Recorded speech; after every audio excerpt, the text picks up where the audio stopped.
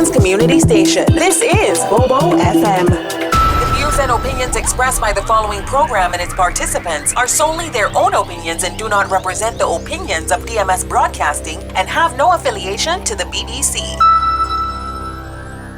At the Health Services Authority, we want to keep you informed about the latest developments that impact your health because your health matters to us.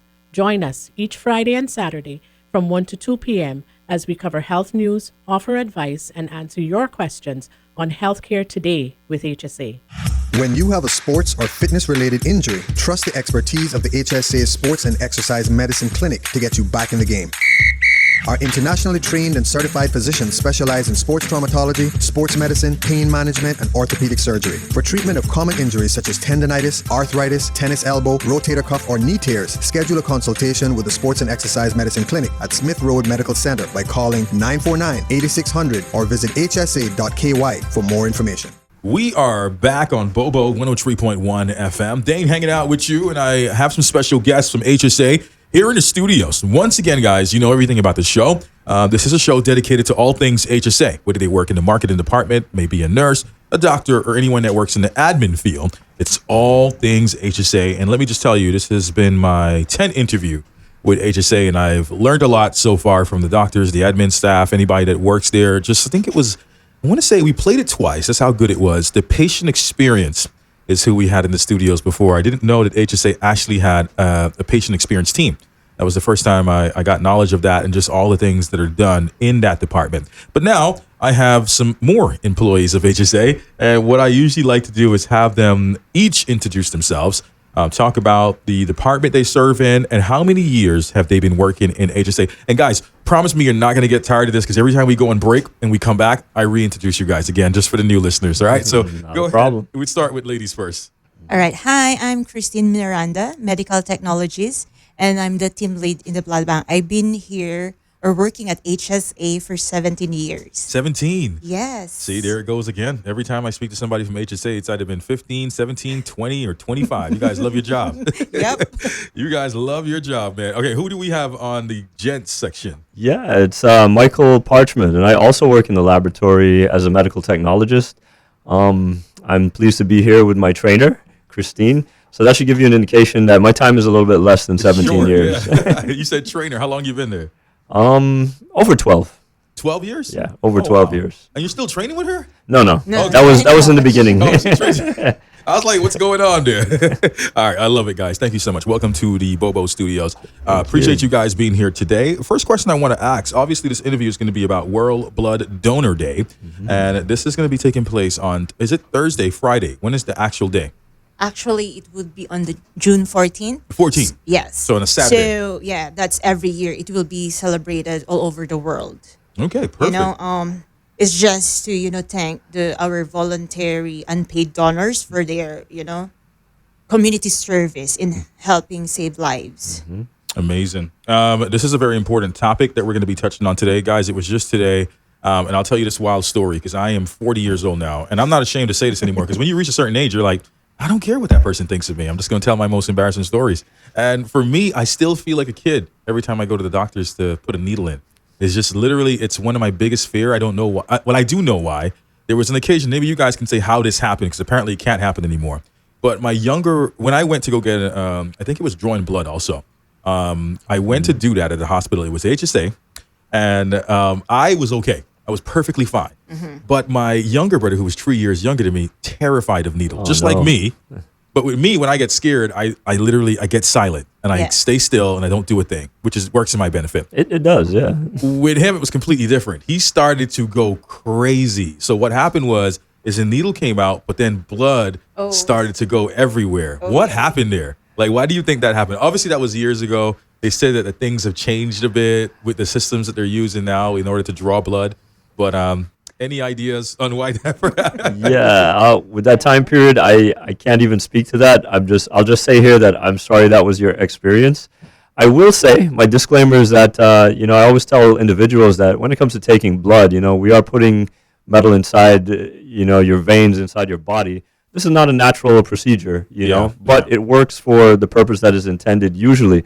But unfortunately, sometimes things can go wrong. And hopefully you're dealing with, responsible and competent individuals that should keep these occurrences to a very low minimum. But things can, go wrong. Patients can panic. Sometimes even the technologists may, we're not immune from making mistakes. Yeah. It can happen. Not all bodies are the same. Like you read things in the textbooks and you're like, well, that's how it should work. In real life, that is not the case. Things deviate from the normal or from your expectations. And the wonderful thing about really good proper professionals is that it's how you deal with the situations that arise.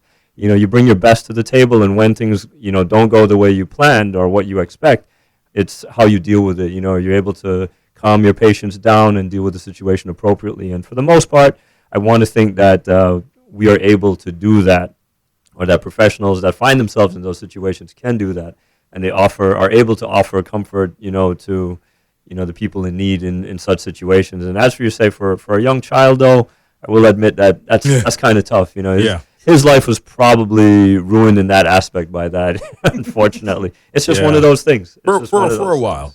But that's good. But just a disclaimer: it wasn't the doctor's or the nurse's fault. It was. I completely blame that on my little bro. It's a thing, like you said. People get scared. You don't understand it. It's a natural thing, and the main thing is that when people are afraid, you have to be careful when you how you deal with them. You have to be very careful. You should watch, be very observant, and it might be a case where you say, hey, look, this is not a good idea. We may have to postpone this until we can get them calm. Yeah.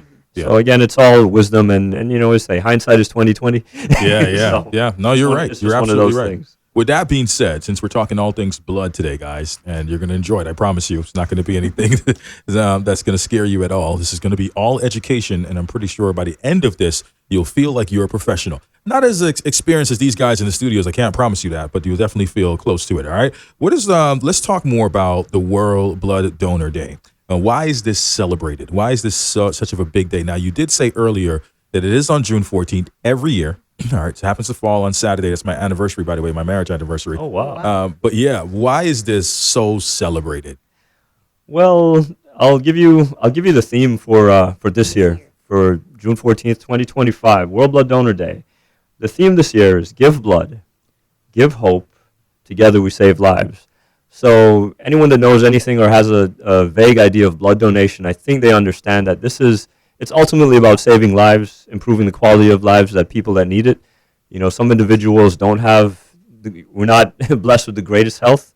You're thinking about hereditary diseases, so it's not for any fault of the person per se, but things like sickle cell, thalassemias, these are things that require, routine transfusion.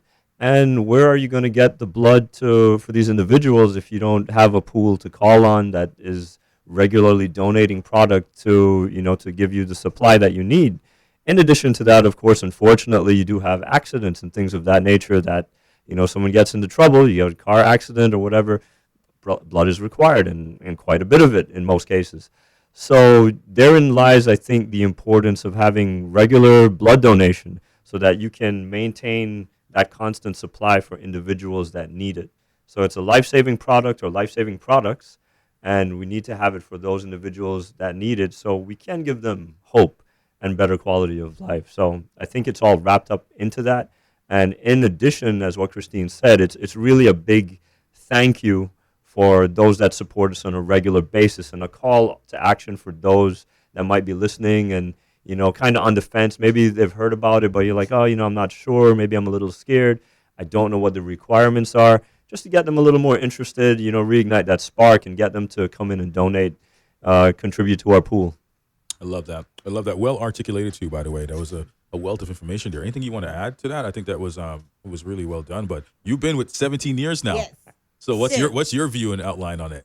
Well, not only that, but I don't know if all are aware that the earliest we can, accept to be a donor is 17 years old, but with parents' consent. Mm-hmm. Yes. So for regular donors, we can take from 18 years old to 65. Okay. Yes. And males can donate as often as every 3 months. Mm-hmm. Females every 4 months. And we also have the capacity now to collect platelets. Oh, wow. Yeah. So for platelets, they can donate once For per those month. that don't know what that means. All right. So for platelets is like the white portion Yeah. of the blood.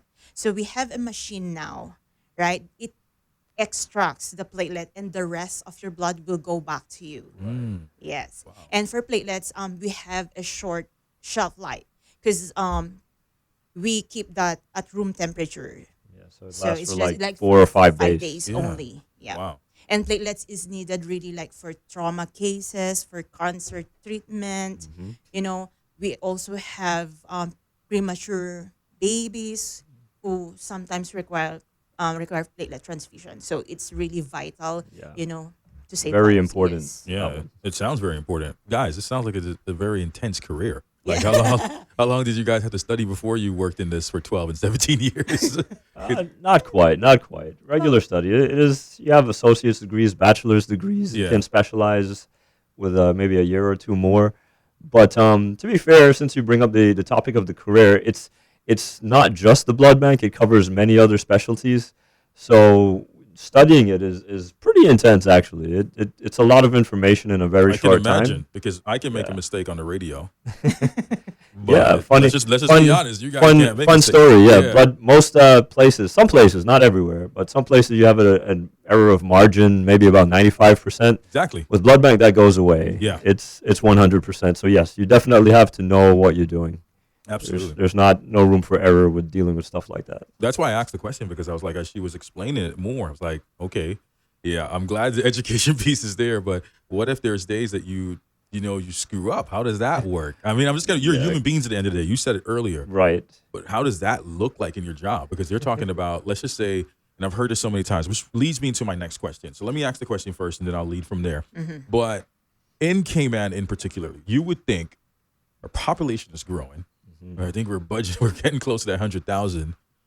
So I guess before COVID, this question probably would not have been something I would have asked. Like, why is this important in Cayman? But now I think if I ask the question, I think it answers itself. But I would like you guys to answer. Why is blood donation in Cayman important? And I think that's the question I want to lead with. Is this something that we need to be concerned? And how often do you guys collect blood? Yes. So just like what you mentioned, that as the population grows, right, Yeah. the demand for blood is high because we have constant surgeries, pregnant mothers who put their life, All the time. Yeah. Yes. Yeah. Yeah. So we have cancer treatment, and we try as much, to not rely overseas to import blood because not all the time, again, they have, enough supply to send it to us. So we wanted our target is to be self-sufficient, right? And as per American Health Organization, so they wanted us to, well, the benchmark is we should have at least 5% of the population to be a regular donor. We're not there yet, but that's one of our main goal. Yeah. Because for now, it's 3.5%. So we need to work harder to reach that goal, to be self-sufficient. Wow. So Yes. okay, so a lot of the blood is taken from overseas. Not really. Was But it- No, since- not the majority of it. yes. Okay. And well, to put a little more on that, yeah, it goes back. You were asking about the importance, and then you tied in with the population. Yeah. I don't know if you've ever been to the blood bank, but if you had come by maybe a couple of years ago, actually the room is pretty much the same. It's two chairs in the room, and that thanks to the faithful donors that we've had, that has served this island over the years. Wow. 2 donors at a time. It's not a big number, and it's helped us maintain our inventory. But in relation to the population explosion, kind of, if I may use that term, Yeah. a lot more. It's the right terminology. Many more people here. Yeah, like there's just the need is increased. Yeah. We also have the addition of other, healthcare facilities that are, doing additional surgery. So the burden or the necessity for blood has increased. And so what you find is that way of doing things is grown outdated. So now there's a demand for additional donors, a little more space, more products. As Christine mentioned, we also have the capability to do apheresis now, to collect platelets or specific blood products. So these are things that we've recently added over the years to improve and better serve the community that we have here. So good things have happened. In addition to that, Cayman Islands has a pretty large transient population. A lot of people come here from different countries, also including the UK. And I don't know if you're aware, but many years ago, for a long time, very long time, the European population has largely been excluded because of Creutzfeldt-Jakob disease or mad cow disease. So they were not able to donate, not eligible to donate. Yeah. But finally, about maybe in the last 2 years, that ban has been removed. So now they're able to donate, which opens up a large population on island, enables them to be eligible to donate, which has supplemented our pool very well. So some things have been happening which have helped, and we just want this trend to continue, and which is why we're here to increase the awareness of it. So I hope we answered the question. You answered the question very well. I got to be very honest, but yeah, it's so 2 cheers at a time. Now you guys are looking to increase that finally, obviously, but it served you well, like you said before. Mm-hmm. And self-sufficiency is what we're leaning towards. That's something that we want to go towards, right? You guys have been doing an excellent job. I want to ask you an important question, which now is the right time to ask the question. And I always ask this to the doctors and the admin staff that comes in. Do you guys enjoy what you do?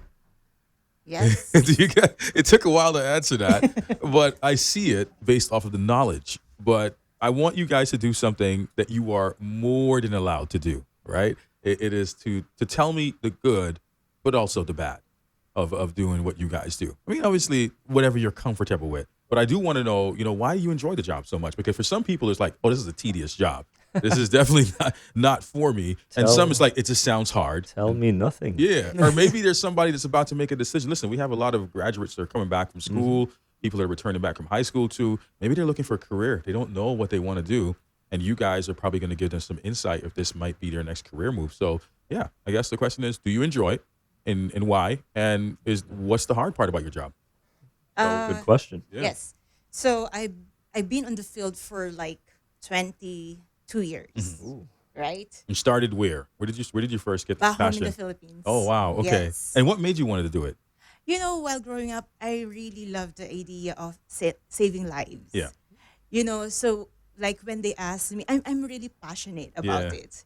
Yeah, even up to now, I don't get bored at all because there's always something new, right? So like I'm always pumped up, you know? Yeah. But I think the backside for me is it's working different shifts.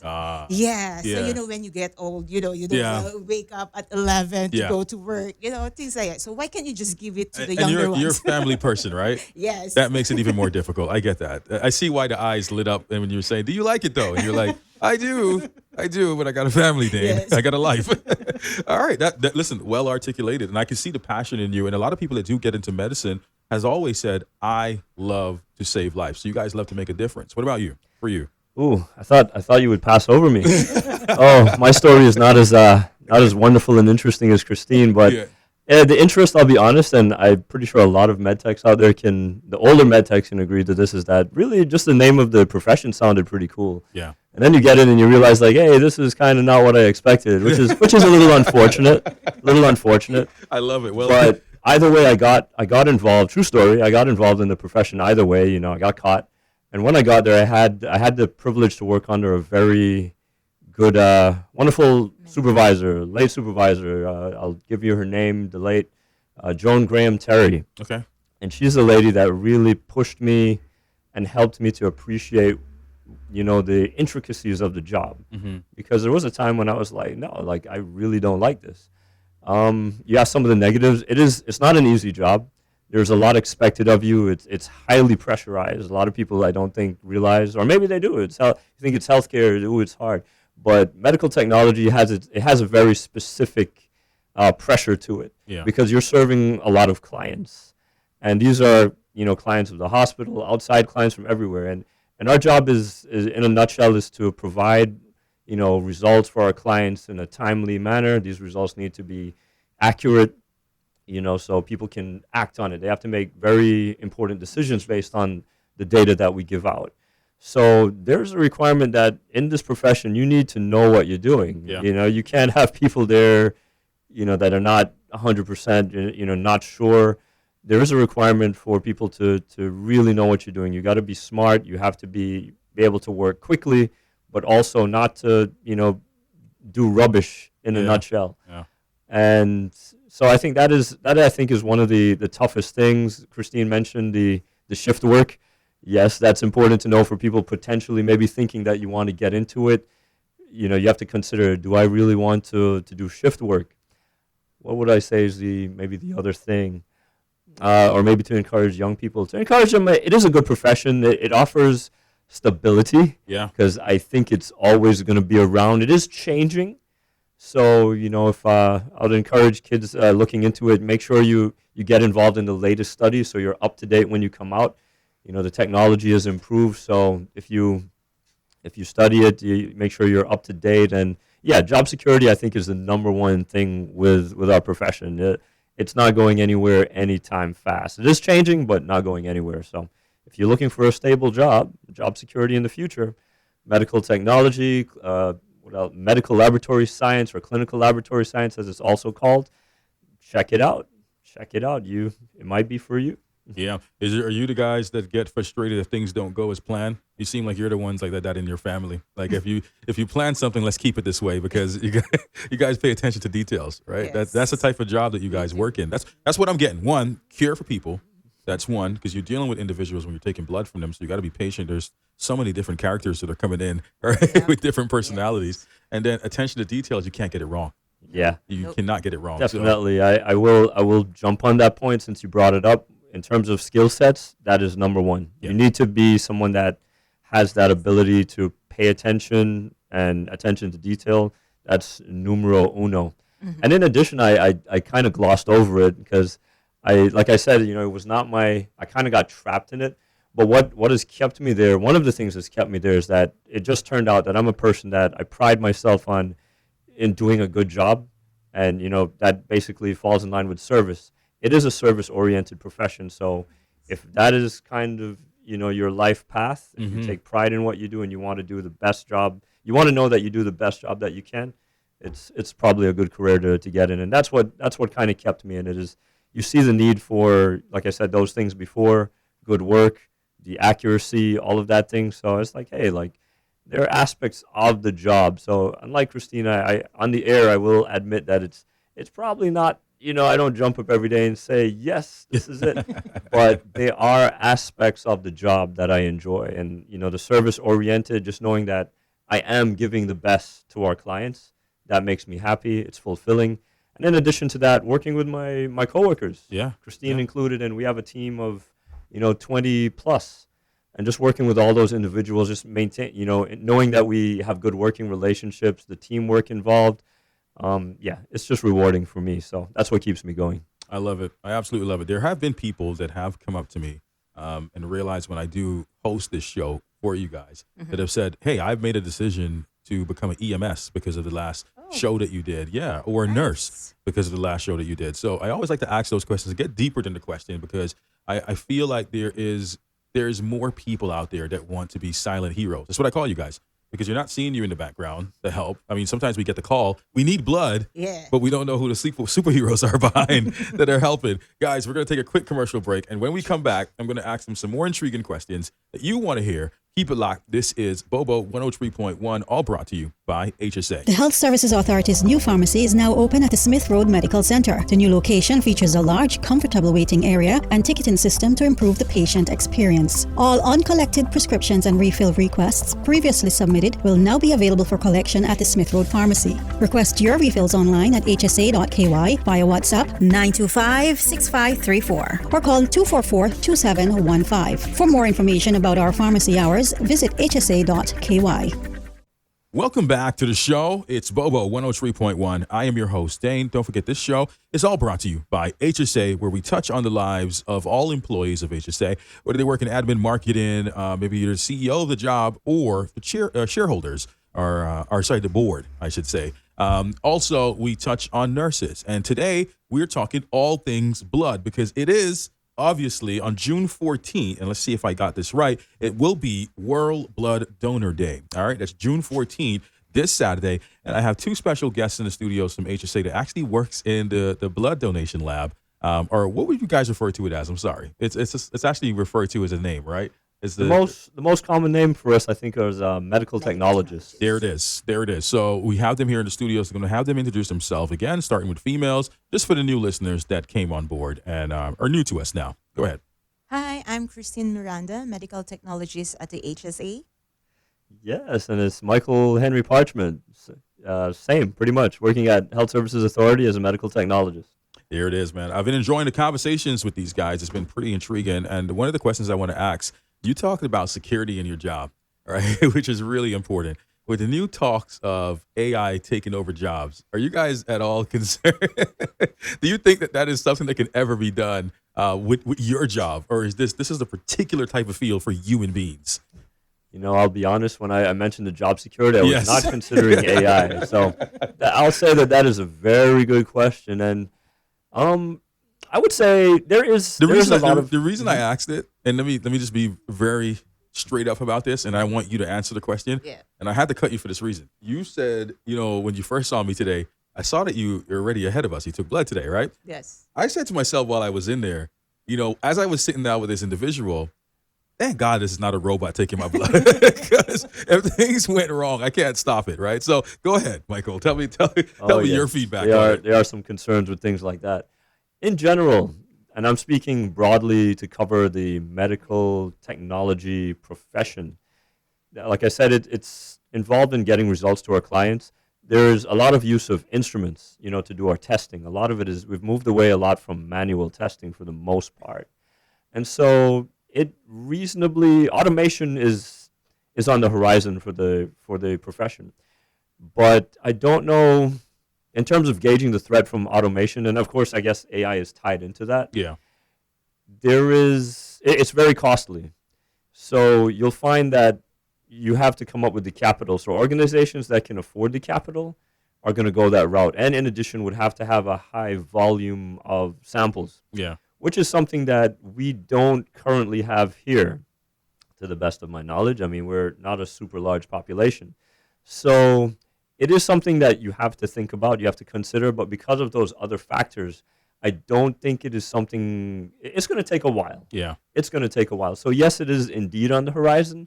But at this time, there is still security for human workers. Absolutely. And there's not everything that I think we're ready to hand over to robots and AI.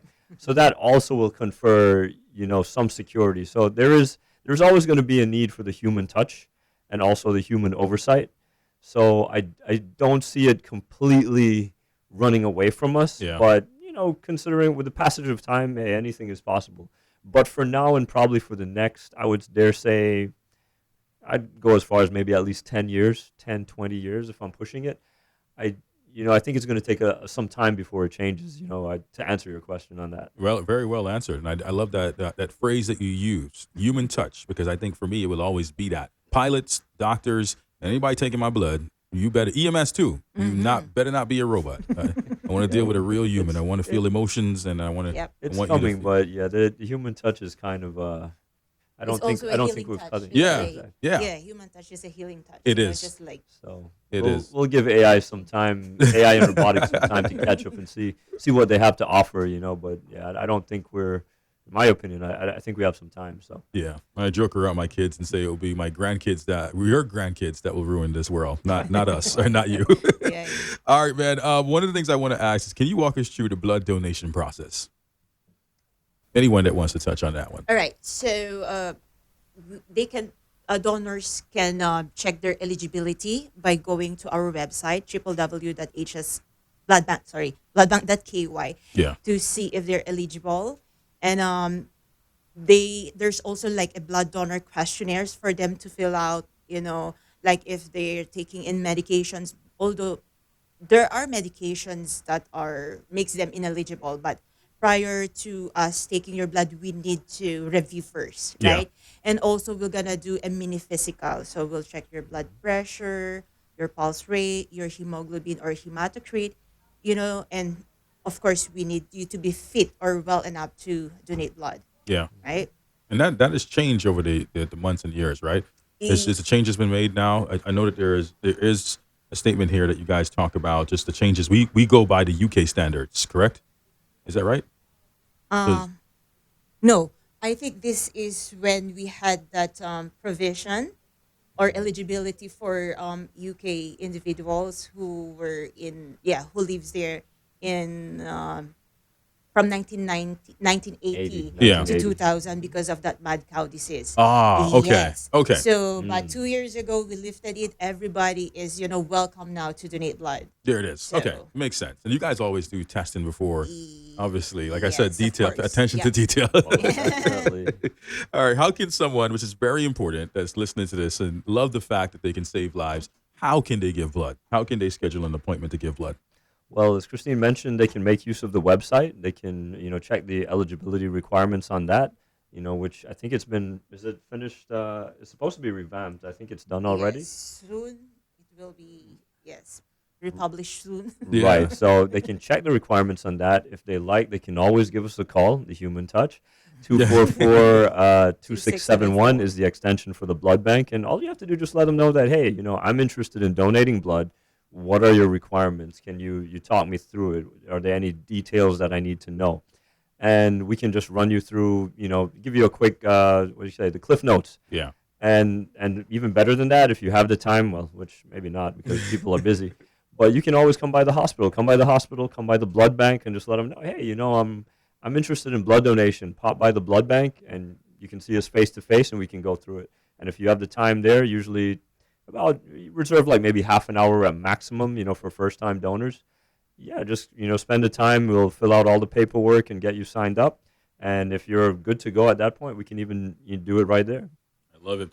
One of the things I love to see when I go overseas, because you were talking about time, is I go to the mall or I usually stop by Target, and there's always a big bus, a tour bus outside, but it's used for blood donation, right? Is this on the way for Cayman? Can we look forward to something like this? Because with the population growing, I feel like you said it right, Michael. There's not going to be a lot of people that's going to want to come to the hospital, but they can meet you at a place that's convenient to them, maybe next to their workplace, or it's available at a certain place like Cayman Bay, or on and on. You get what I'm saying? So is something like that available, provided by HSA?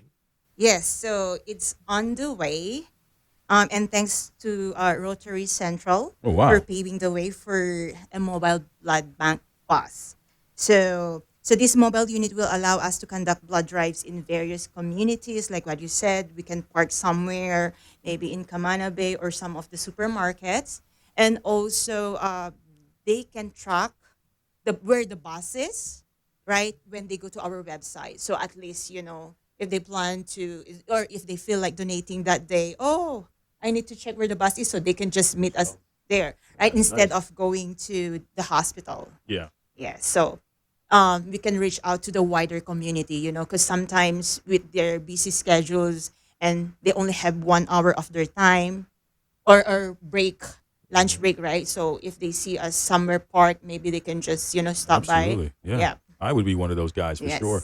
How long do you guys think this is going to take? I know that I'm putting you guys on the spot right now because maybe it's a logistical question for, the board or the Rotary. Well, I will say that this is a brand new, specifically with the bus, this is a brand new endeavor, and we're really grateful to Rotary for giving us this opportunity. I think it's been a long time in the pipeline, so we're finally there, close.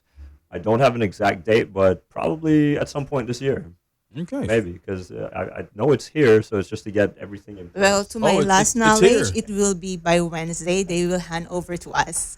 Oh, So wow. Sounds we'll good. see. Wow. So this is Something first to look exclusive. forward to. Yeah, something to look forward to. If not that date, we know that the vehicle is here. Is at least. here, yes. And at least that we have in mind to know. Because I was thinking this was going to take at least till the end of this year or early next year that we'd be seeing something like this happening. That is wonderful news. Great news, especially to celebrate World Donor Blood Donor Day. So that's a big news, big announcement. Thank you guys for sharing that with us. Now, I know we've all seen this all over the movies.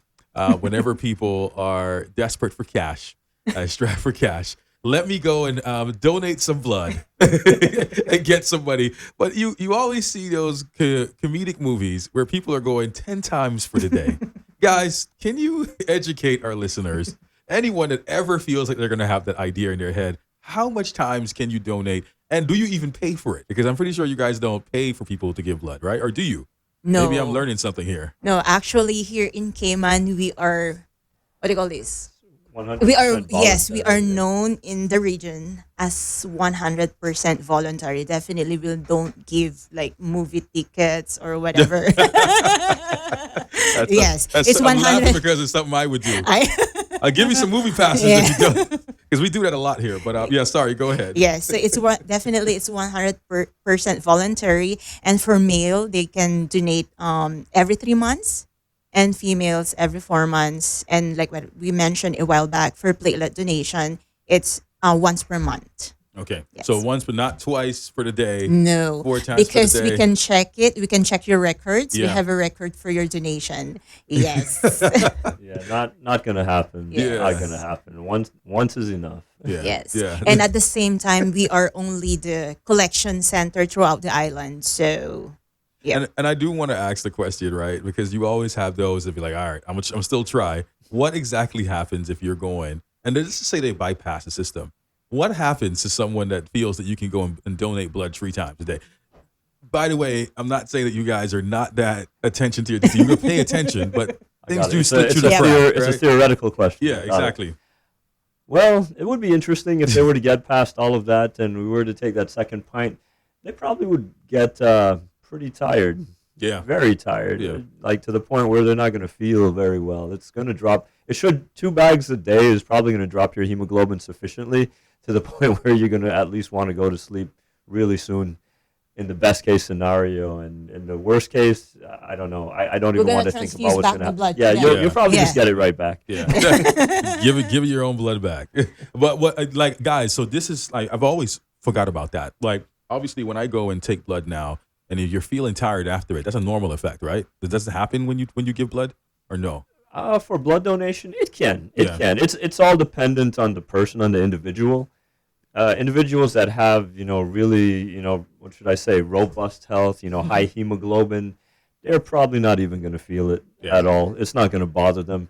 Individuals that have a lower normal baseline, they may feel it at the most. Like they'll probably just feel a little. They might feel even like it gives a pretty nice feeling. Actually, you just feel, some people are very, high energy and kind of agitated and thing. You do that, the first thing you're going to feel really calm. Yeah. And a little bit sleepy. Yeah. So that's usually what it goes to in the better cases. Yeah. All right. And good. also to add to that, Yeah. so we normally recommend for donors to eat a heavy meal and keep themselves hydrated, you Okay. know? Yes. Complete 'Cause- opposite of what my doctor told me this morning, by the way. well, for you, because you did a blood test. Yes. But for donation, you need to eat. I get it. Yes. I was just very upset with my doctor this These morning. things are not the same. Yes. He was like, fast. I'm like, absolutely not. But yeah, I did it anyway because I know it was important. But yeah, that's good information to know. Thank you so much for sharing that with us. And the opposite of individuals, there are people out there that, one, are like me, that's scared of needles, or just don't feel safe about giving blood, or maybe there's some narrative or conspiracies in their minds. But let's educate the listener, the person that's driving in the car right now and just happened to have turned on this interview for the first time. What can one single blood donation do for a life? It's a very big question, because I've always wondered, why is this so important? And to get someone that's sitting down right now saying to themselves, I don't believe in this and I'll never will. How important is this for one single blood donation? Ooh, that's a very good question. Let me see if I can do it justice. Well, we've touched on the importance of it already. We understand that number one is the need. It is a constant need. As we said before, you have some people that rely on, somewhat routine transfusion. Life is very uncertain, unfortunately. Sadly, even here in the Cayman Islands, traffic accidents are very too frequent, way more frequent than they should be.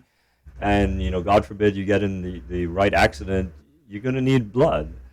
And the reality is that, it's not just, you can't say how much you're going to need. Mm-hmm. It all depends on the situation. And some situations require significant amounts of blood. Where are you going to get it? Yeah. As we said before, the supply is reasonably limited. You have to collect this. You have to collect blood.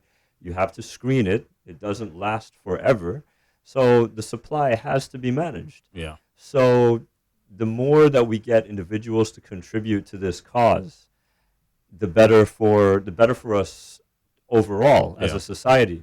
And what I will add is that, you can always kind of gauge where society is, depending on their response to certain things. And one thing that we've seen, myself, Christine, people before us, people around us that know, is that when something happens and we get on the radio or we put it out on Facebook or wherever and we say, hey, look, something has happened, we need blood. Yeah.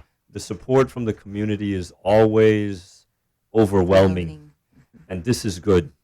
Despite, all the bad news and the bad press and the negative things that are going on, the support from the community is always strong. I love that. And this is something I say, look at that, because that indicates that, hey, despite the negative things that you hear, we as a community are still in that space where we are, no matter what happens, something happens, we come out, we're willing to support.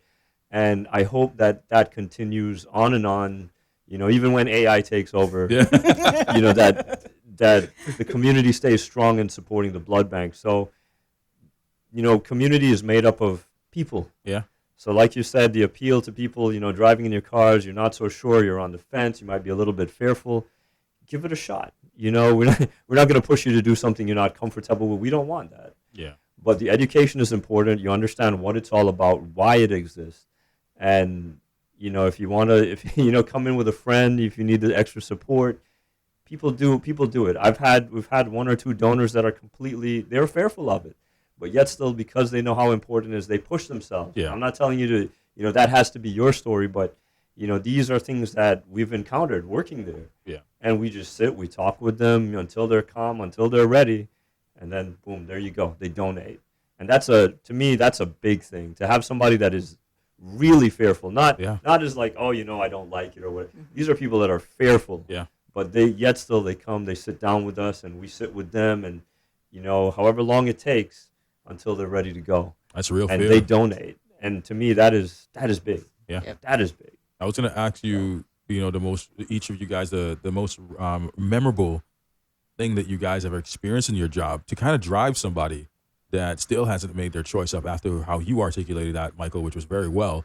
But, any rewarding story of, obviously you can't name names because of policies, but is there anything that sticks out in your mind that you're like, man, because of a donation or because I'm doing this job, this happened, this took place? And I know there's so much here in Cayman because we have a lot of car accidents here on the island. So, unfortunately. Yeah, unfortunately. That's the last thing we spoke about with the EMS. So they're always busy and there's never a day that is ever the same. But yeah, I don't get to see a lot of the things. Like my daughter currently works at HSA now. And the reason I asked this question to give you guys some context is she tells me about things that happen behind the scenes. A lot of the times, obviously without naming individuals, that I'm shocked about that we don't get to know about. Now, Michael made a good point. Regardless of the negativity that we see outside on the news, we don't get to hear everything. No. There's some things that gets, under the crack and you guys get to deal with and the public will never know. So is there a story that you guys can say to us, you know what, Dane, this is the moment I felt proud about my job, for sure? Yeah, so there's this, I'm not going to mention her. Yeah.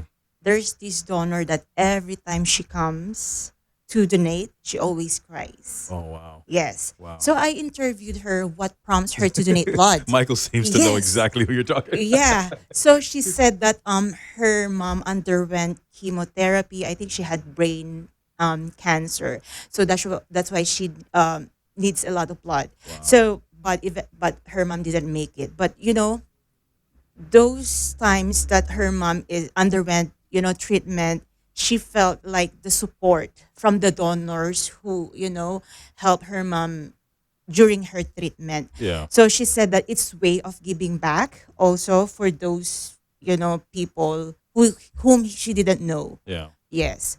So, so she said that don't mind me whenever I donate. Yeah. This is me. So she is already well known to the blood bank that you just need to talk to her during the process. But she comes in regularly. Wow. Yes. So good. So it touched me so much that, whenever she comes to us, we welcome her. So, she feels at home. Yeah. Yeah. I love that. It's a good story. What about you, Michael? Anything that stands out? I think I have several stories, so just, shut me up when you're ready. But I'll start with, this is a donor story. Lady, she was just below the requirement because she was a little bit anemic. And of course, if you're anemic, you're not really supposed to be donating blood. Yeah. You almost need. And she would come constantly and try and try and try. She was not deterred. Wow. The determination of this donor. until eventually that fateful day, she was good enough to donate. And because we had that relationship with her and we know that she's constantly trying, she was able to donate. And I mean, if I could have captured the happiness of that lady, just being able to witness that is so inspiring. You know, someone like that would give up, you know, maybe, I mean, there's no reason to continue really. Like, because she had a slight, she was anemic, and like every time, just be low. But she was not deterred. Every time she'd come, she'd try. Not today. And she's like, oh, no problem. I'll come back and try another time.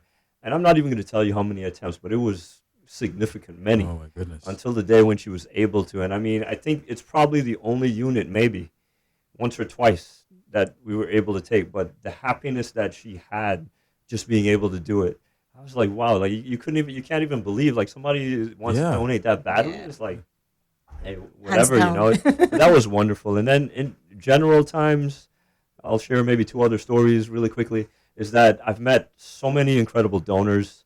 I mean, all of our donors are incredible. I applaud their willingness to donate, you know, the drive to come and the feeling of giving back that a lot of them, you know, that's the reason that drives them. One of my favorite questions for donors is like, why'd you start donating? And I get the stories, you know, this happened to me and, you know, my friend, you know, my relative was in trouble and some stories are funny too, but that's okay. We appreciate, even for people that they come, they show the interest and not able to, they end up being ineligible for whatever reason. I applaud and appreciate the effort, and I always try to let them know, hey, it's the effort that counts. It is. We appreciate you coming, thinking of it, considering. And so all the wonderful donors, especially a lot of the old timers that I've met, they are some very interesting people that we've met over the years and probably by now, unfortunately, passed on, like the really old timers, that they have stories that will just blow your mind to sit down, because these are people that are probably, you know, maybe in their 70s, maybe older, you know. Yeah. Just to hear their stories and that they have about blood donation. It will just mind-boggling stuff. Yeah. That, you know, in being a young person myself, kind of, in comparison, I just can't even relate to. So you just appreciate those things. Yeah. And then on the flip side, in terms of the recipient aspect of it, I can remember the first time, you know, getting like my real emergency in the blood bank. And, you know, a lot of people, even in our profession, some people are apprehensive about, you know, working in the blood bank because of the pressure involved. Earlier we talked about no mistakes. Yeah, yeah. I can imagine. This would be hard. So even on an individual, that's tough. Yeah. That's real pressure. And, you know, with the training that, you know, I've gotten, you know, from Christine and from all the other individuals there, encountering that first emergency and just knowing that, you know, you are trained to the point where you have no problem. You can just go through it. You know, in the smooth times when it's calm, you're still prepared for, you know, an emergency. You know that everything is on point. You don't have to worry. You know, you're good to go. Yeah. So just giving me that confidence and, you know, related back to how we serve, it's just a good thing. It lets you know that, hey, you're in the right place. You're the right person for the job. And once you have your donors in place and your products there, you don't have any worry. I love it. And the stories are so rewarding too. All 2 of them. I think you gave 2, Michael, and thank you so much, both of you, for the stories that you guys have given today. They're wonderful. And it just shows how important your jobs are too. And I don't know, the person that is not compelled to give blood now, I'm concerned at this very moment. But I will ask this question. For those that are compelled and say, listen, I want to sign me up, Dane. Is there any blood drives that are coming up in the coming months or weeks, especially with you celebrating World Blood Donor Day? Yes. So this keeps us busy for the month of June. So we have a scheduled blood drive once per week. So for Thursday, we will be at Deloitte. Oh, wow. Yes. And I think, next week is like a small organization, Filipino organization. And then for the last week, we'll be at, I forgot now my schedule. But we are so busy. So we would like to thank our corporate partners that constantly they've been, you know, organizing, scheduling, or hosting their blood drives because it's more convenient for them if we go to their offices. Yeah. Yeah. I love so like that. one go. I love that. Yes, we bleed out their donors. Yeah. Such a good idea, and I love everything that you guys are doing. I did think when you guys first came in, I was like, okay, we're talking blood. I don't know how long that's going to last, but it's been a very big conversation. We weren't even able to get through the entire questions. That's how great this conversation was. We might go ahead and repeat this conversation again because it was so educational. But what I want to do is ask any last minute thank yous or anything that you guys would like to add before you wrap up the show. All right. Yeah, I love saying thank you. Gratitude is important. Absolutely. Let it never be lost. And as always, I never hesitate to say a big thank you to all of our donors, all of our supporters. The blood bank would not exist without them, without their contribution. They come, they spend their time, they're giving a bit of their body, if you want to look at it like that. They're donors. So we appreciate you to the maximum. We just hope that you're able to continue to support us and that, we're just so grateful for everything. As Christine mentioned, we have our corporate donations. It's a very busy schedule. I can tell you, I go on a few, and it's just constant. She does tremendous work with that. Yeah. Very busy. And so, we have to say a big thank you to our corporations because ever since that is something that we didn't always do. I mentioned in the beginning that the blood bank is at the Health Services Authority, two chairs, and it took us a while before we were able to, get ready to go into even follow that endeavor of corporate donation where we set up at different spaces, wherever we're invited, and it really helps because in that space, we can collect maybe up to 40 donors in a few hours, which is really big. It is. That's hard. That's harder to do. We ask you to come to the hospital, and sadly there's no barely any parking. So that's a challenge. And then you have to come in there. It takes a lot of time. And I think Christine touched on that. People do this on their lunch break. I mean, how can you not say thank you to somebody for that? Yeah. So it goes without saying that we are absolutely grateful for all of our donors, whoever you are. Thank you so much. And even for the individuals, we have individuals out there that were previously ineligible or maybe still ineligible for whatever reason. And they don't stand by the wayside. They don't get disappointed. But instead, they turn around and they say, hey, look, I can't donate, but hey, I know the importance of it. We're going to plan this blood drive. And they are the rally. Wow. They sound the cry. And they gather all of their people together and say, hey, I'm not able to donate, but I have this group. And, are you able to facilitate us? And we have those conversations. And that is how we go ahead and we set up our corporate drives. And then in addition to that now, we've got our mobile unit. So I think that in the coming months you'll see a lot more of the blood bank, and I hope that trend continues and that the support continues to be very strong from the community. So thank you for everything that you do, and also for the people that work behind the scenes making it happen. Absolutely. Thank you so much to Christine and Michael from the HSA, the blood bank. And we had a wonderful conversation today. And thank you guys, both of you guys, for what you do and how you serve at HSA. And we'll see you again very soon. I'm sure of it. Yes, all right. for sure. Thank you so much. Thank you.